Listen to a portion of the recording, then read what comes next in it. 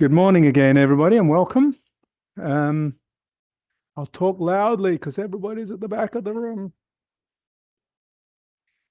This is continuing really in the theme of foundations of practice, which I've been talking about the last few weeks, and we'll continue talking about. Last week, talked about the progressive relaxation we go through, which we did again today, from the perspective of calming, relaxing the body, clarifying the mind, and establishing this foundation of peace or contentment.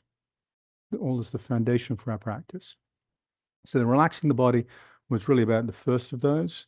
Today I'm going to talk about how the mind works. Can't really clarify the mind if we're not sure what it is. So that's what I want to talk about. So I'll talk about that a little bit theoretically, but the purpose of that is to bring it back to practice. So understanding how that impacts what we do with our minds when we practice, how we approach our minds, how we address our minds. I'm going to begin with a bit of contemporary neuroscience, what neuroscience is leading us towards with how the brain works. Now, the mind and the brain are not the same thing, very much not the same thing.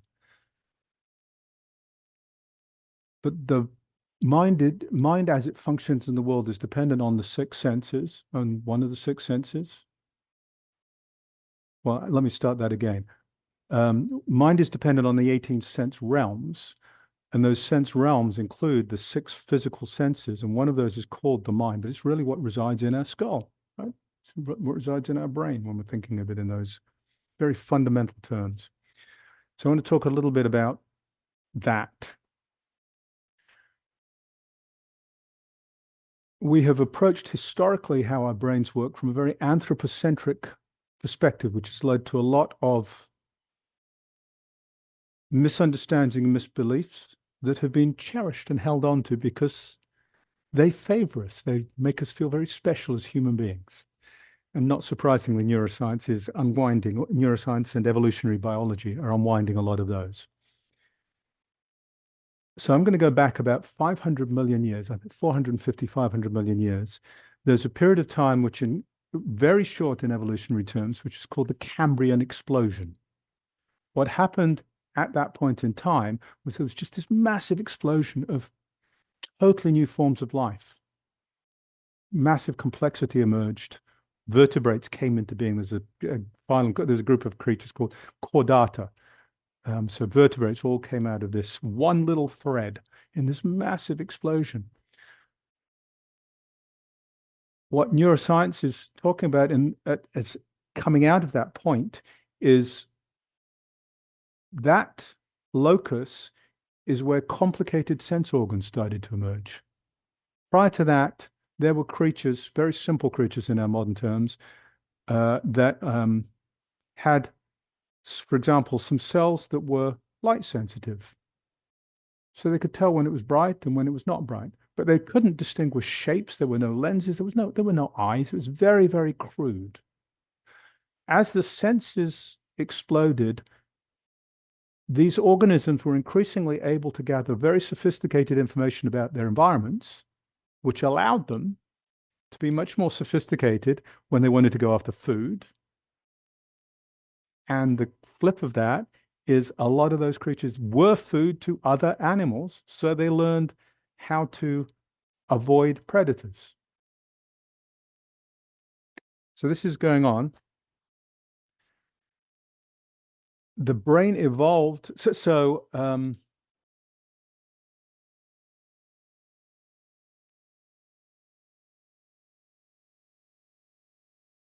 The brain, in that sense, evolved to be a body budgeting tool. Going after food, you expend energy to go after food. Is it worthwhile? Is it not worthwhile? Seeing a predator, run away, expend energy. Is it worthwhile? Is it not worthwhile? So there's a very mechanical evolution of the brain,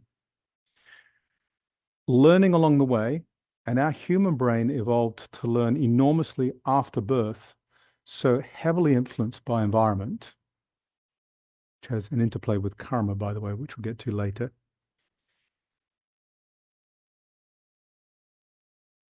And it learned to predict.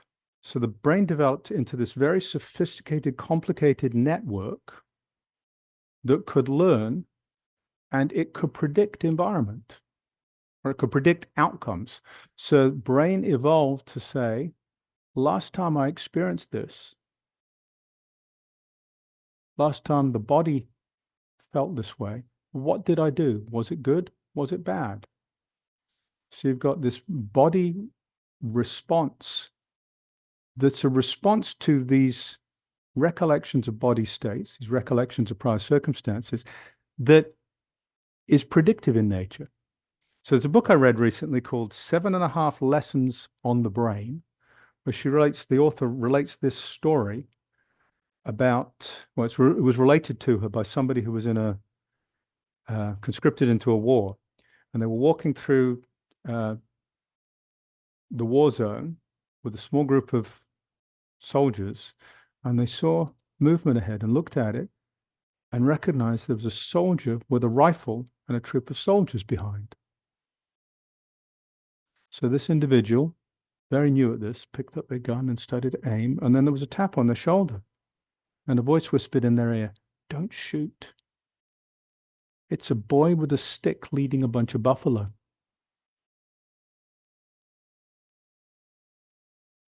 So what was happening was the brain was simply based on some visual signal. The brain was doing what it should do, what brains are evolved to do. Based on these external cues, it created a predictive model. And what we don't realize about our brains is if the brain does this well, because this is how our brains work, if the brain does this well, then we find that the prediction is accurate, reasonably accurate. And so our body is already performing in line with what the senses start telling it. So we get all of these ghosts show up, and we're constantly correcting because this predictive behavior is off. But it's all around this mechanism of body budgeting and budgeting resources in order to go after food or to survive. Underneath all of this, the body never leaves your skull. Excuse me, the brain never leaves your skull. It's this blob of gray matter. The senses experience the world. They send electrical signals in, and the signals go to the brain, and the brain processes them. But it's never been outside your skull. It's no idea what's going on out there. So neuroscientists like to say, what do they like to say? Oh, yes, that's right. Experience is a simulation constrained by the world, but constructed by the brain. The way we actually experience the world is in our heads, not actually at our senses. That's the way that it works for us on a day-to-day basis. Constrained by the world, created by the brain.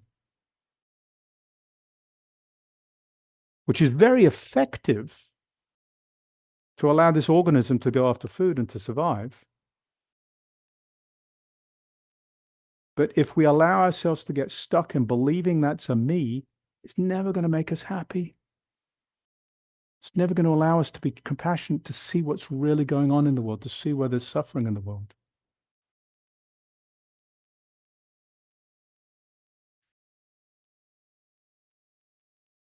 But I think it's helpful, really helpful to understand mechanically what's going on at that evolutionary and biological level, because we are so caught up in the system and identified with the system. So I'm going to change gears from that neurological and biological to now the Buddhist framework. Buddha said in the Dhammapada, mind is the forerunner of all things. And this is not brain now, this is mind. Mind is the forerunner of all things. This shows up throughout Buddhist literature. And there are systems that are built up to talk about how mind works. So I'm going to land on one that came out in 4th and 5th century, which is the Yogacara system, which is a very subtle and sophisticated system. And it talks about 8 consciousnesses. I'm going to look at this thing, mind, from the perspective of these 8 consciousnesses. And it fits in with this whole your brain never leaves your body kind of thing, because it's talking about the way that the way we experience the world is this abstract thing. So, Yochar, there are there are 6 primary consciousnesses, initial consciousnesses: eye, ear, nose, tongue, body, mind. So you got the 5 physical sense gates, and then um, manovinyan, mind consciousness. And these are the 18 sense realms. So what happens is the 5 physical sense realms gather information, they send it to the mind, and the physical senses, they're experiencing the world in real time as it actually happens. The mind is given this information, and then it creates mental objects. They can be, this is a bell. They can be, I'm angry. They can be, this happened yesterday and this is going to happen tomorrow. These are objects of mind. And the mind then takes those as actual objects. So the 6th consciousness is taking these objects and making them real. They're not real. They're representations. They're representations in this brain, formed in this brain that never left your skull. They're not real. But the mind takes those and makes them real. So in doing so, it creates time and space. It creates an experience of time and space. Because by creating future and past objects, connecting those together and making them real, time and space are created. Again, really useful. If you come back to this predictive model that talks about how we evolve, really useful, but not real. Our problems come when we take it as real.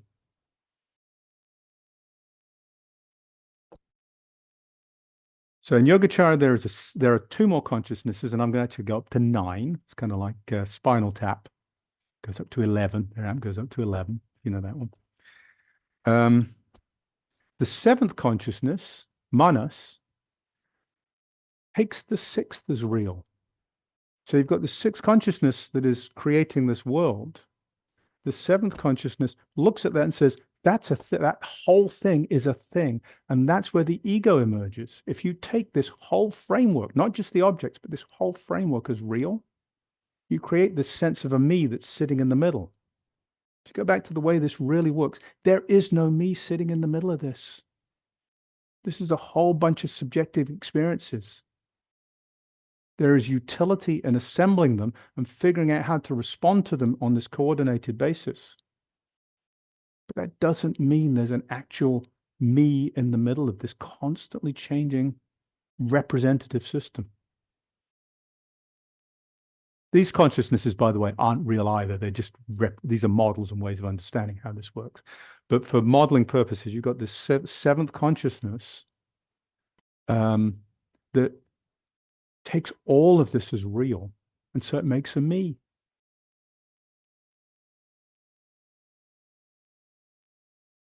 So what's happening here is all of these habits, this wiring happens, and these elements of mind show up. This is building habits, and by taking these as real, these habits become real. So these habits actually get thrown into the storehouse, the 8th consciousness, which is the storehouse consciousness, as Thich Nhat Hanh calls it. And so this is our karma. This is our karma. By taking all of this as real, we create these habit patterns that we start identifying. And by identifying with these habit patterns, we cause ourselves and others suffering. Making sense? And it's from this profound misunderstanding, we continue to identify different layers as real, and we take these habits as a me.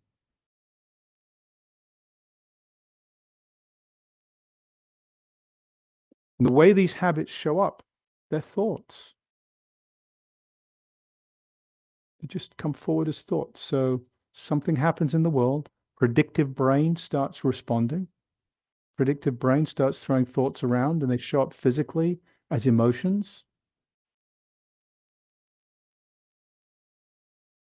And so we're hooked by these emotions because we take these emotions as a me. These are the habits and all these thoughts floating around. So what that tells you is all of your thoughts, every one of them, is simply an expression of your karma. Karma is this, karma and habits really are the same thing. Karma is intention. Um, so every time a thought, which is a thought is a wandering thought, every time a wandering thought comes along, this is the result of your past actions, the habits you've built, coming forward and coloring what's going to happen in the future.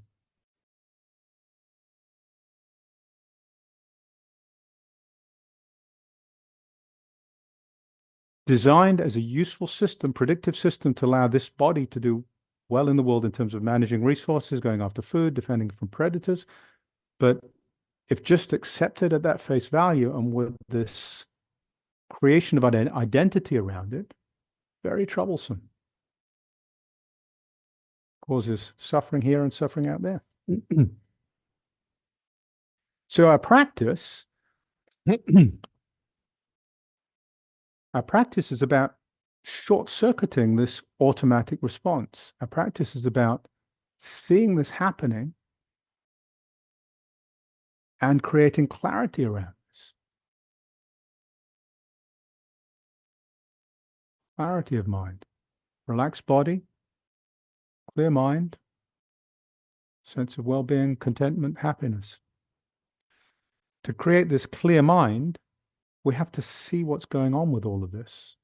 And actually what ends up happening as we create clarity, the wandering thoughts kind of just stop. And any that remain just float through like clouds. This is where you experience these meditations that people take us through with the big sky mind, where you start looking at the gap between thoughts. And you recognize that's still spacious. Let that expand, becomes the sky. And then, so you're then in this big sky mind, which is you've taken that space and expanded the space. And then thoughts float through like clouds. Just let them float through.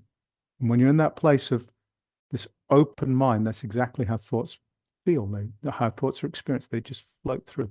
They don't disturb anything. They just occasionally obscure the view.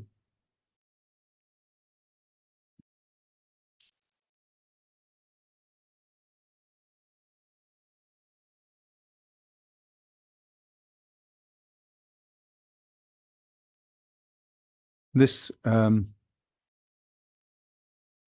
this points at something else that's really important. It's kind of sounds mystical, but it's very important.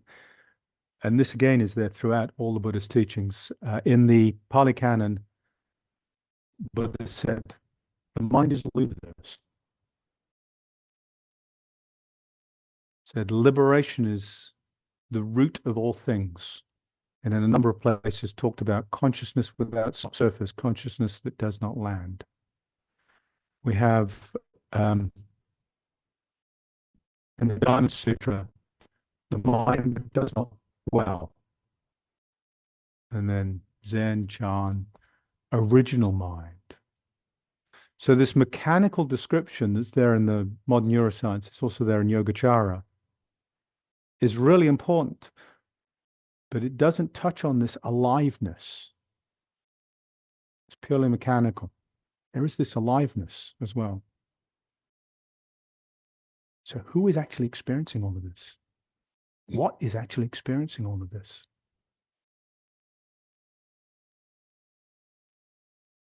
The brain never leaves the skull. Reality is constructed in the brain and experienced in the brain. Heart Sutra says no eye, ear, nose, tongue, body, mind. That's what that's talking about. It's talking about that we've got this idea of these senses, this idea of a reality, but it doesn't exist like we think it does at all. Can't land on those. And yet there's this experience. Incredible. Who, what is experiencing, right? This is freedom. You're already free. You're already free, but we got caught in these habits, in these stories. This is what that's about. And this is the freedom. Freedom is the big sky. The clouds float by, thoughts float by, hindrances float by, but we are the big sky. We are this open space. We're already free. So our practice is about recovering that, about realizing that.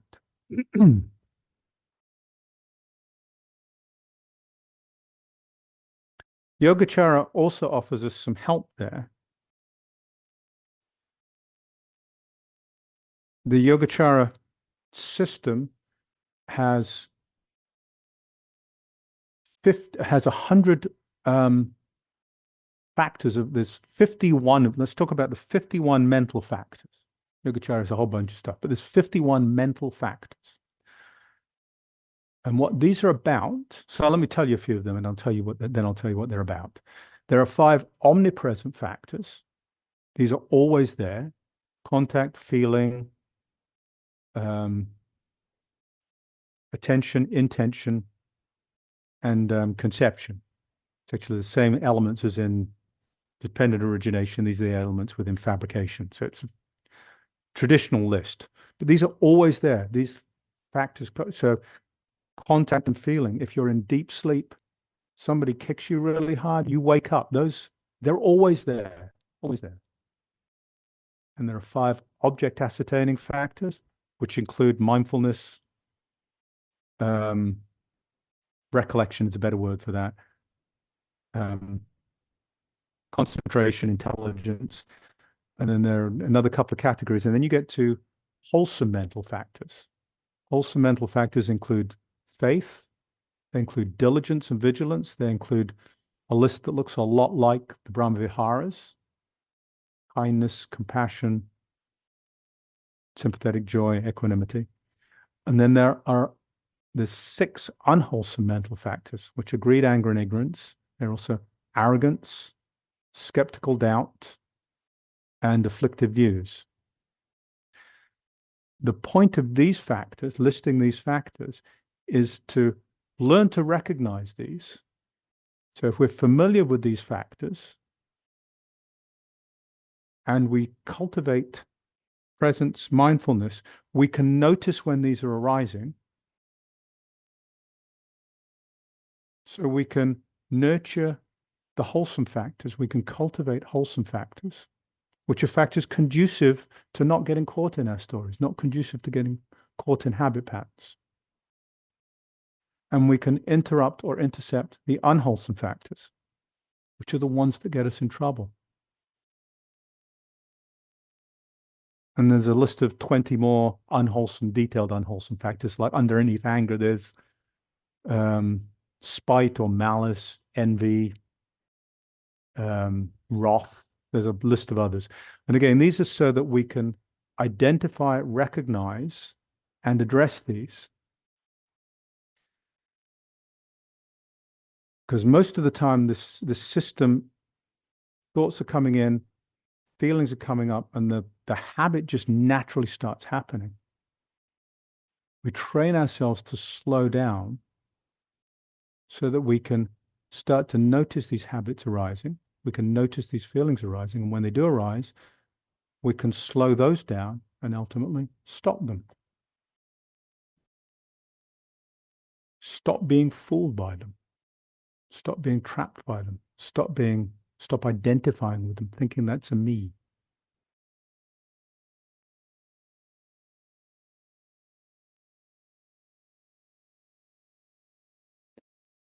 And as the simulation, start recognizing this is all a simulation. And as the simulation unwinds, we start to more naturally just see the spaciousness. As our thoughts slow down and spaciousness in our mind starts to open up, this freedom of mind just starts to become more present. peace becomes more natural.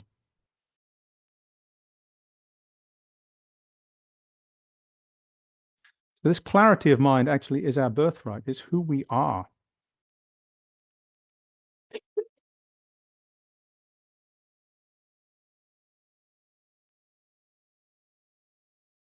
And then the conditioning by environment starts happening and clouds it over. And being unaware of this mechanic, we let that happen.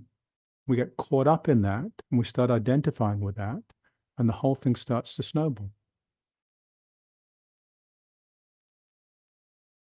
When we slow down, when we sit,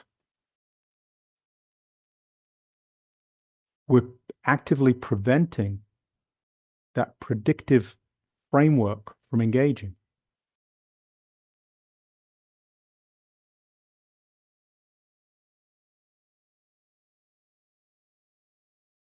We're creating an opportunity to see unwholesome mental factors arising and bring antidotes to bear. The antidote, for example, for anger is patience. The antidote for greed is just getting out of the way, getting ourselves out of the way. Because greed is about thinking, I want. Right? And recognizing this I is about me. Just step aside. Just step aside, put it down.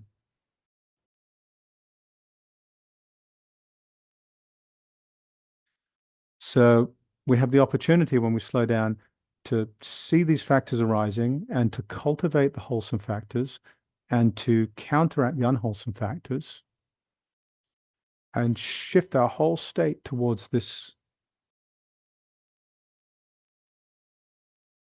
towards clarity and contentment.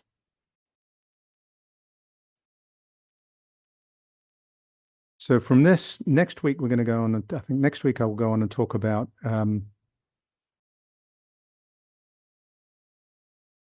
methods of practice that evolve that allow us to do this. Because all our methods of practice are about working with the mind. Mind is the forerunner of all things. So all the practices are about doing that. That's where we're going to go next week. All right. So that's enough from me for now. Let me stop recording.